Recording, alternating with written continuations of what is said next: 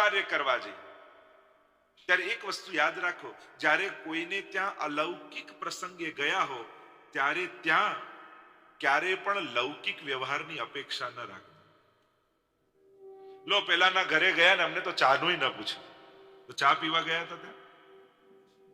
અને બિચારા જેણે સત્સંગ રખાવ્યો હોય તો આવો ભાઈ ને આવો બેન ને એ બધાને બેસવા ઉઠાડવામાંથી બિચારો બહાર ના આવે, એટલે પોતે તો એકે પાઠ કરી જ ન શકે. ભગવત કાર્યમાં, કથામાં, મનોરથમાં અલૌકિક બુદ્ધિએ જવું, લૌકિક વ્યવહારિક બુદ્ધિએ નહીં, નહીં તો એમાં આપણું જ નુકસાન છે.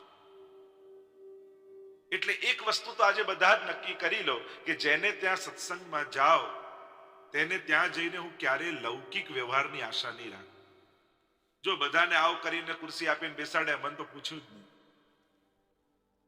લૌકિક બુદ્ધિ નહીં રાખે. ત્યાં કેવલ ને કેવલ ભગવત બુદ્ધિથી જવું અને કહ્યું અમે અમારે સ્થાન ગોતી લઈશું, અમે અમારી જગ્યાએ, તમે તમારા ભગવત પાઠ કરો, તમે કીર્તન કરો, તમે ભગવત નામ. કારણ કે આપણા થકી કોઈનું ભગવત નામ છૂટે એ પણ દોષ છે. આપણા થકી કોઈનું ભજન છૂટે એ પણ અપરાધ છે. આપણા થકી કોઈની સેવા છૂટે એ પણ દોષ છે. અને એટલા માટે ઘરમાં પણ જે ભક્તિ કરતું હોય ને એને કરવા દેજો. તમે ભલે ન કરી શકતા હો, કે તમને ભાવ ન હોય, કે સગવડતા ન હોય, કે ઈચ્છા ન હોય, કે અનુકૂળતા ન હોય, એ બધી વાત જુદી, પણ તમારા ઘરમાં કોઈ એક વ્યક્તિ પણ ભગવાનનું નામ લેતું હશે ને તો એ તમને અનેક સંકટોમાંથી બચાવી રહ્યું છે. એ તમારા ઘરમાં સદભાવનાઓ અને તમારું મંગલ તમારા ઘરમાં પ્રસરાવી રહ્યું છે. અને એટલા માટે કદાચ તમે ઘરે ભક્તિ ન કરી શકતા હો, પણ તમારા ઘરે કોઈ એક જણ પણ ભક્તિ કરતું હોય એની ભક્તિમાં વિક્ષેપ ન કરતા. કારણ આપણે ત્યાં તો એમ માન્યું છે કે ઘરમાં કોઈ એક ભક્તિ પણ કરે છે એ આખા ઘરને તારે છે, એ આખા ઘરને બચાવે છે ભગવત નામથી. એટલે કોઈની ભક્તિમાં વિક્ષેપ નહીં પાડો. એને કહ્યું ના, તારે જે કરવું હોય તારી બધી સગવડતા કરી આપીશ, મારા કાર્ય તું તારું ભગવત નામ ન છોડતા, એ ન છોડતા. અને એટલા માટે જ્યારે પણ અલૌકિક કાર્યો માટે જાઓ વ્યવહારિક બુદ્ધિ ના રાખો. કથામાં, મનોરથમાં, સત્સંગમાં, જ્યાં પણ હવેલીમાં, જ્યાં પણ ગયા હો અને ઉત્તમ લાભ લેવો હોય તો ત્યાં જઈને સેવા શોધી લેવી. અમને ક્યાં કહ્યું છે કરવાનું, અમને ક્યાં મીટિંગમાં બોલાયા હતા. જો વ્યવસ્થાઓ એ વ્યવહારિક છે કે એનું આયોજન કરો, પણ જે ઘડીએ જ્યાં મોકો મળે ત્યાં અવસર ગોતી લે એનું નામ વૈષ્ણવ છે. કારણ કે બધાને બધું કાર્ય મળે એ સંભવ ન હોય વ્યવસ્થામાં, પણ વૈષ્ણવ તો સેવાને શોધી લેતો હોય છે, બીજાને સેવા માટે પ્રેરતો હોય છે. હવેલી ગયા, પ્રભુની સન્મુખ ગયા અને આ હાથને રંચક સેવા ન મળી તો પછી શું કામ? તો જવું એ અધૂરું થયું. સેવા એટલે બીજું કાંઈ ના થાય તો એક કચરો પડેલો દેખાય ને ઉપાડી લો, એ ઠાકોરજીની સેવા છે. આપણે ત્યાં તો એવા પુરાણોમાં અને ભક્તોના ચરિત્રોમાં કથા આવે છે કે એક પ્રેમી ને પ્રિયતમ બેઠા હતા, પ્રિયા અને પ્રિયતમ મંદિરની પાછળની દિવાલ એકાંત હતો.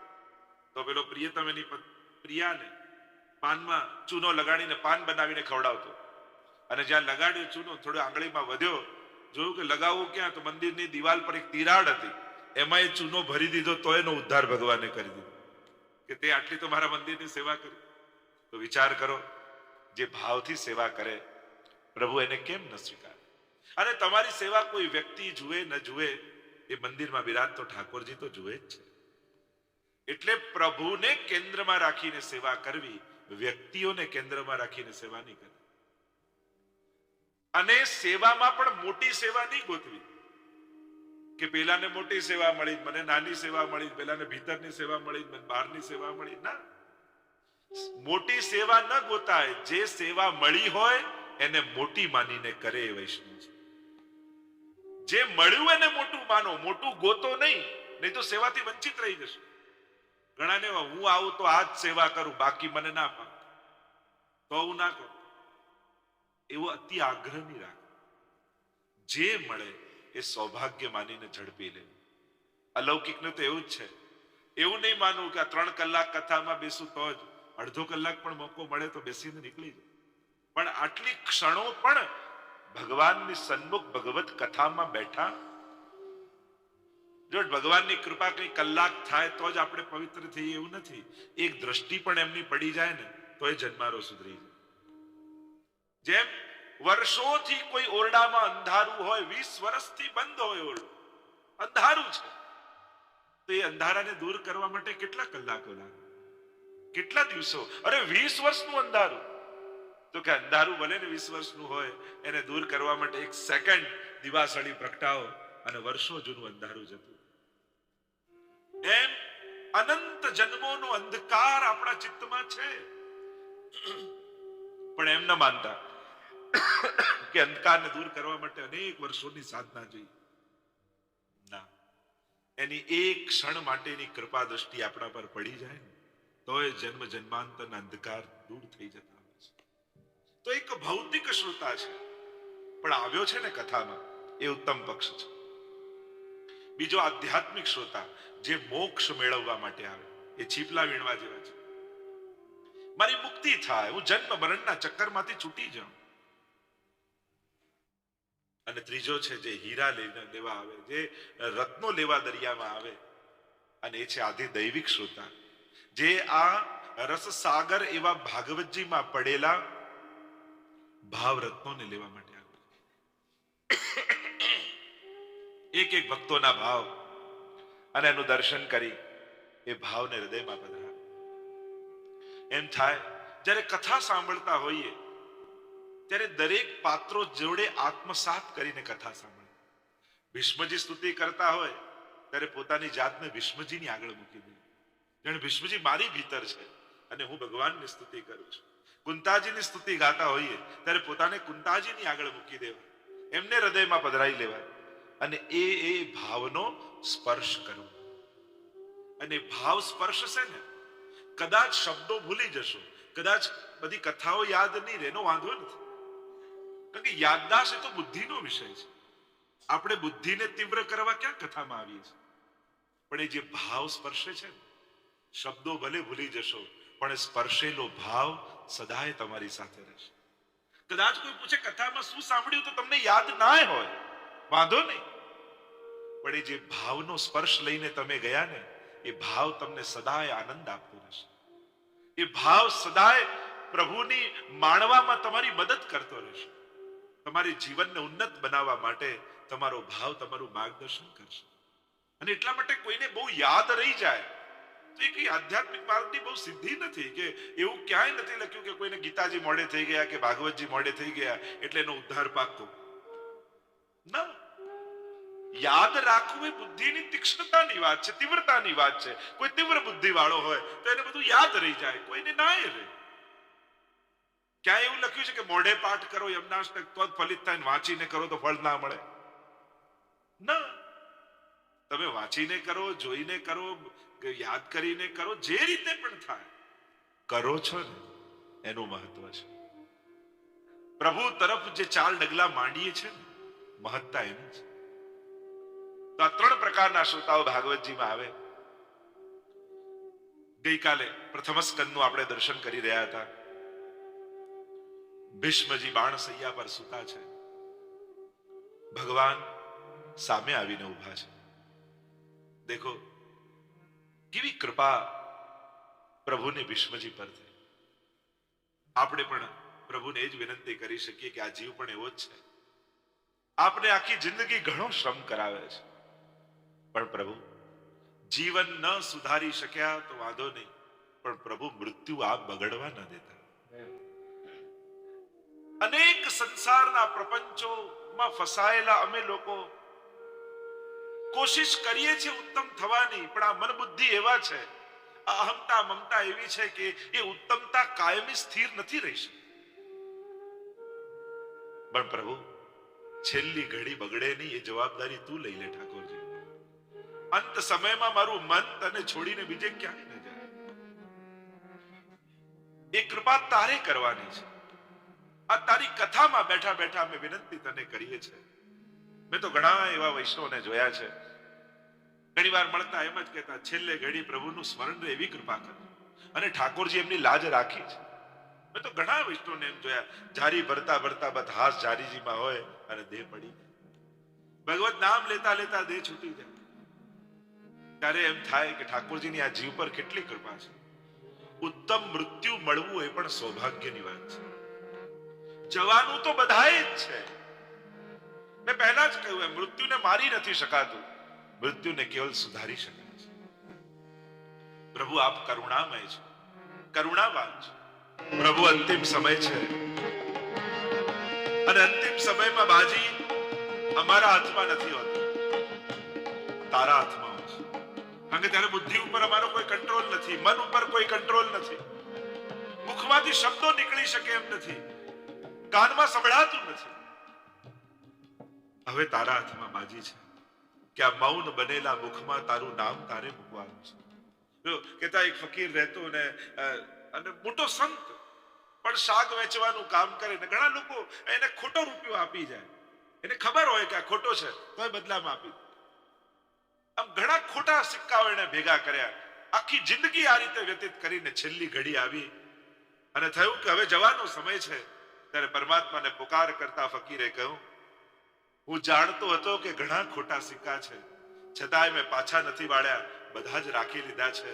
હે ભગવાન, આજે તારા દરબારમાં આ એક ખોટો સિક્કો આવી રહ્યો છે, તું એ પાછો ન વાળતો એનો સ્વીકાર કરી લે. એમ પ્રભુને છેલ્લે ઘડીએ પુકાર કરવાની તાકાત આપણી અંદર હોય. અમે સાચા નથી, અમે જાણીએ છીએ, પણ એ પણ જાણીએ છીએ કે તું કૃપાળુ છે. તું જીવની એ ગતિ ઉત્તમ કરવા માટે, ઉદ્ધાર કરવા માટે તું સદાય તત્પર રહે છે. અમને ખબર છે તું હિસાબ કરનારો નથી, શરણે આવેલા જીવના કર્મોના ચોપડા બંધ કરી તું તો સ્વીકાર કરનારો છે. તું ગણતરી કરનારો નથી, તું તો માફ કરનારો છે. તું સજા આપનારો નથી, તું ક્ષમા આપનારો છે. અહમ ત્વા સર્વ પાપેભ્યો મોક્ષયિષ્યામિ મા શુચા. તું તો બધા અપરાધોને ક્ષમા કરે છે. ભીષ્મજીનો ઉદ્ધાર થયો છે. પ્રભુ દ્વારિકા જવા માટે તત્પર બન્યા છે. દ્વારકા વાસીઓ અનેક સમયથી પ્રતીક્ષા કરી રહ્યા હતા, કારણ કે પ્રભુ આટલા સમયથી હસ્તિનાપુર રહે. કૃષ્ણ ચરિત્ર, પ્રભુના જીવનની યાત્રા તમે જુઓ તો સદાય ભક્તોના કલ્યાણ માટે ભગવાન તત્પર જ રહ્યા છે. પ્રભુ દરેક સંબંધોને જીવીને બતાવે છે. ભાઈ કેવો હોય તો કૃષ્ણ જેવો, મિત્ર કેવો હોય તો કૃષ્ણ જેવો, પતિ કેવો હોય કૃષ્ણ જેવો, પુત્ર કેવો હોય કૃષ્ણ જેવો. ભગવાને સંબંધોમાંથી ભાગવાનું નથી કહ્યું, સંબંધોને નિભાવવાનું કહ્યું છે. કારણ કે ભાગવું સહેલું હોય છે, નિભાવવું અઘરું હોય છે. આ તપ જ છે ને સંસારમાં, જે તમે આખો પરિવાર ને કુટુંબ સાચવીને ઘણીવાર મન મારી અને ઘણીવાર બીજાનું મન રાખીને જે જીવો છો, આ તમારું રોજનું તપ છે. અને સંબંધો સાચવવા, સંબંધો નિભાવવા કેટલા તપ કરવા, કેટલી વાર મન મારવું પડે છે, કેટલી વાર ઈચ્છાઓને દબાવવી પડતી હોય છે. પણ એમ થાય બસ આ સંબંધ રહી જાય, સામે વાળાનું મન રહી જાય. અને પ્રેમ જ્યાં હોય ને, જ્યાં નિભાવવાની ભાવના હોય, ત્યાં મન મારવાની તૈયારી રાખવી પડતી હોય છે. ત્યારે બધી જ ઈચ્છાઓ પૂરી કરવાની ઈચ્છાથી સંબંધો ટકી શકતા નથી. મારા ધાર્યા પ્રમાણે બધા ચાલે એવી ઈચ્છા રાખનારો વ્યક્તિ સંબંધોને નિભાવી શકતો નથી. નિભાવવા માટે અને સમજદારે જ ઘસાવાનું હોય. ઘણા લોકો કે અમે બધું સમજીએ, અમે બધું જાણીએ, છતાંય અમારે જ સહન કરવાનું. હા, સમજદારે જ સહન કરવાનું આવશે. નાદાન તો ઝઘડો કરશે, એ તો હક માંગશે, એ તો લડાઈ કરશે. ત્યાગ કરવાની વૃત્તિ સમજદારમાં જ હોય. આટલી તાકાત નાદાન વ્યક્તિઓમાં નથી હોતી. સહન કરી લેવું એ બહુ મોટી તાકાત વાળા વ્યક્તિનું કામ છે. લડી લેવું એ કમજોર માણસનું કામ છે. ઝઘડી પડે કમજોર છે, સહી લે, ક્ષમા માંગી લે, એના માટે બહુ હિંમત જોઈએ, એના માટે સમજદારી જોઈએ. અને સમાજમાં, સંસ્થાઓમાં, પરિવારમાં આવા સમજદાર વ્યક્તિઓની હંમેશા જરૂર રહેતી હોય છે. જે પોતે ઘસાય, જે પોતે સહન કરે, પોતે ક્ષમા માંગે, પણ એ સંબંધો નિભી જાય, એ મોટી વાત છે. એટલે નાદાન વ્યક્તિઓ તો લડવા આવશે, સમજદારો સહન કરે છે. અને જો તમે સહન કરો છો, કરી રહ્યા છો, એ સાબિત કરે છે કે તમે સમજદાર છો. તમારી સમજણ સામેવાળા કરતા મોટી છે. આ તમારી કમજોરી નથી, આ તમારી હાર નથી, આ તમારી જીત છે, જે તમે ક્ષમા કરીને સહી લો છો. એટલે કદાચ સહન કરો છો એટલે તમને એમ ન માનતા કે અમે નાદાન, કે અમારું દુર્ભાગ્ય, કે અમે કમજોર. આ તમારી કમજોરી નથી, આ તમારી સમજદારી છે. પ્રભુ દરેક સંબંધોને નિભાવી રહ્યા છે. પધાર્યા છે દ્વારિકા, અને દ્વારિકા આવ્યા, દ્વારિકા વાસીઓએ સ્વાગત કર્યું છે પ્રભુનું. આટલા સમય પછી પ્રભુ આવ્યા છે. સૌથી પહેલા જઈને પિતા અને માતાને જઈને વંદન પ્રભુએ કરે છે. જો માતા પિતાનો આદર રાખવો એ પુત્રોનું કામ છે, બાળકોનું કામ છે. તમે યુવાન બેઠા હોય તો કહીશ, બીજું કઈ ના આપી શકો માતા પિતાને, પણ આદર જરૂર આપજો. કદાચ સમય ના આપી શકો, કદાચ ધન ના આપી શકો, કદાચ બહુ સુવિધા ના આપી શકો, પણ આદર ચૂકતા નહીં. માતા પિતાને બીજું શું જોઈએ છે? એને જ્યારે એમના બાળકો એનું સન્માન જાળવતા હોય એ ખુશ છે.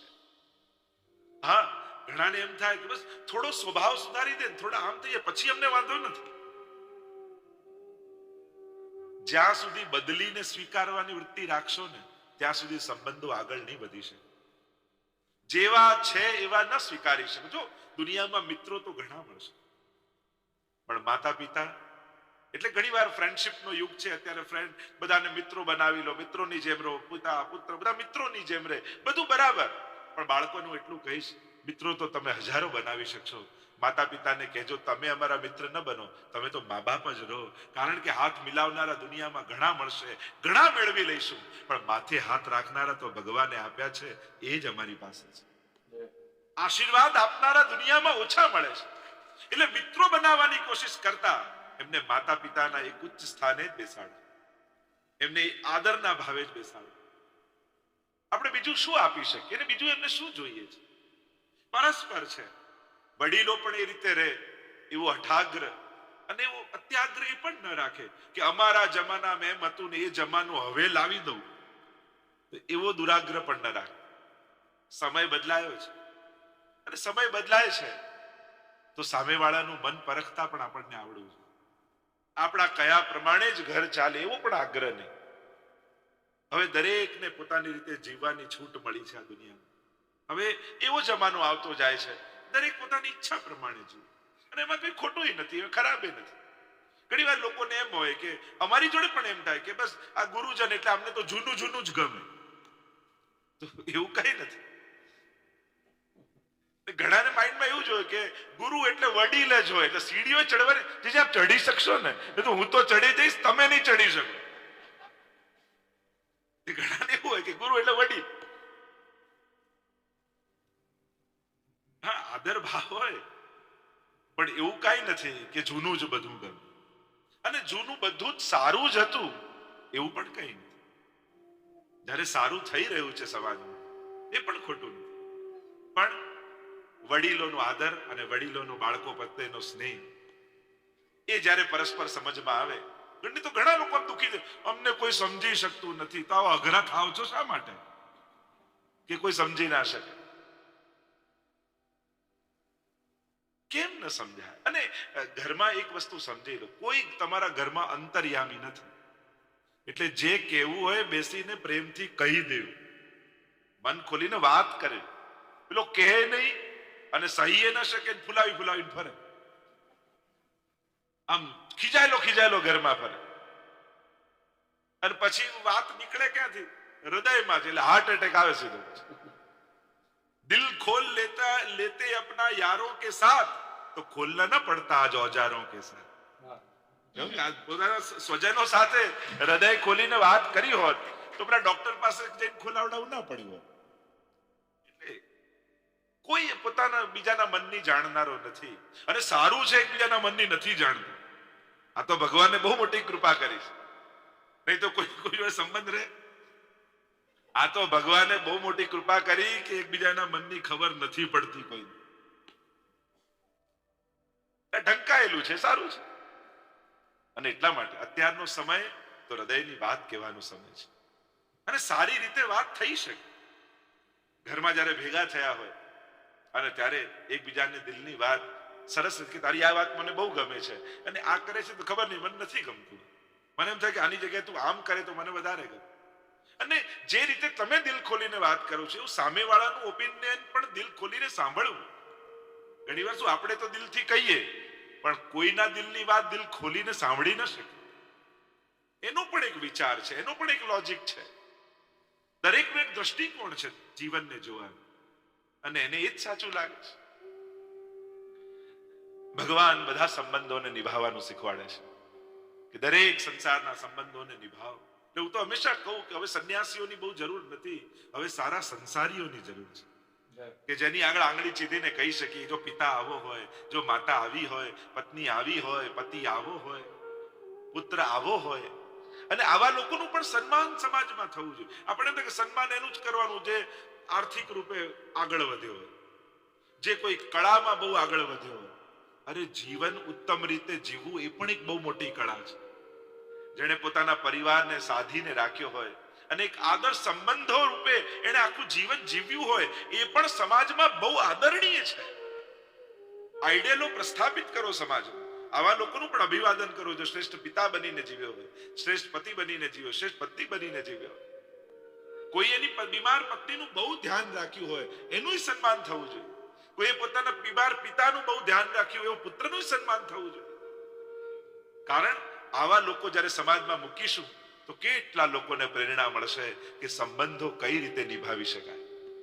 મેં તો દુનિયામાં ઘણા એવા લોકોને જોયા છે, એવાય જોયા છે કે પિતા પુત્રનું જરાય ન બને અને એવાય જોયા છે કે દીકરો 60 વર્ષનો થયો અને પિતા 80 વર્ષના થયા હોય પણ રોજ પગ દબાવીને સૂએ. એવાય બહુ મોટા સુખી લોકો હોય, એવાય જોયા છે. આખી દુનિયાની યાત્રામાં આપણને જીવન કેટલું શીખવાડે છે. એમ થાય પુસ્તકો કરતા આ બધાના મસ્તકો વાંચીએ છીએ ત્યારે કેટલું બધું શીખવા મળે છે. અને સાર કાઢતા શીખવું જોઈએ. ઉત્તમતા જ્યારે પણ દેખાય સ્વીકારતા શીખવું જોઈએ. અને એમ થાય કે આ રીતે હું ઉત્તમ કઈ રીતે થઈ શકું.